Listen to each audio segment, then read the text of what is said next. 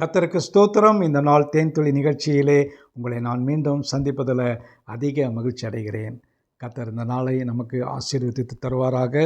இந்த நாளில் கூட கர்த்தர் நமக்கு ஒரு சில வேதத்திலிருந்து ஆலோசனைகளை கொடுக்க அவர் விரும்புகிறார். அது எந்த வார்த்தை என்று சொன்னால், ஏசாயா தீர்க்கதரிசி புத்தகம் 48வது அதிகாரம் 17வது வசனம்.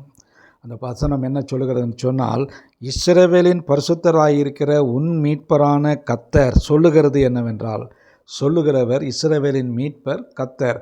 அவர் சொல்லுகிறது என்னவென்றால், பிரயோஜனமாக இருக்கிறதை உனக்கு போதித்து நீ நடக்க வேண்டிய வழியிலே உன்னை நடத்துகிற உன் தேவனாகிய கர்த்தர் நானே.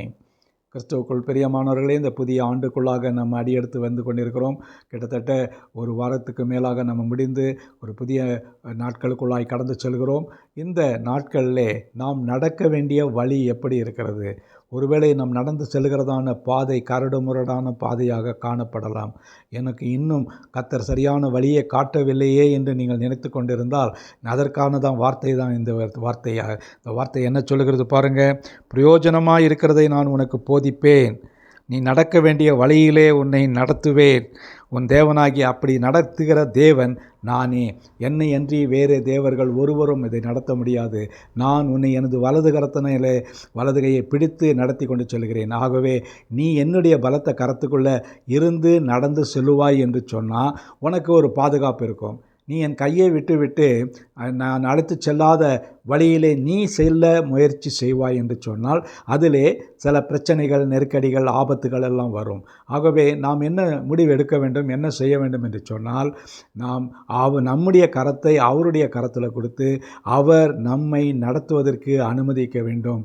அவருடைய பலத்த கரத்துக்குள்ளாய் காணப்பட வேண்டும்.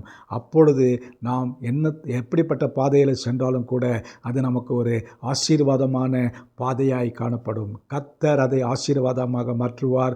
கோணலானவைகளை நேராக்குவார். எல்லா காரியத்திலும் ஒரு நல்ல ஒரு ஆசீர்வாதம் இருக்கும். ஆண்டவரை நோக்கி பார்ப்போமா? நல்ல ஆண்டவரே, நாங்கள் நடக்க வேண்டிய வழியை நீர் எங்களுக்கு காண்பிக்கிறீர், தினமும் காண்பிக்கிறீர். அவைகளை நாங்கள் உறுதியாய் பற்றி பிடித்து கொண்டு நடக்க எங்களுக்கு போதுமான கிருபைகளை எங்களுக்கு தர வேண்டுமா ஜெபிக்கிறோம். ஆசீர்வதிங்க. மீட்பர் இயேசுவின் நாமத்தில் ஜெபிக்கிறேன் நல்ல பிதாவே. ஆமேன், ஆமேன். கர்த்தர் உங்களை நித்தமும் நடத்துவார்.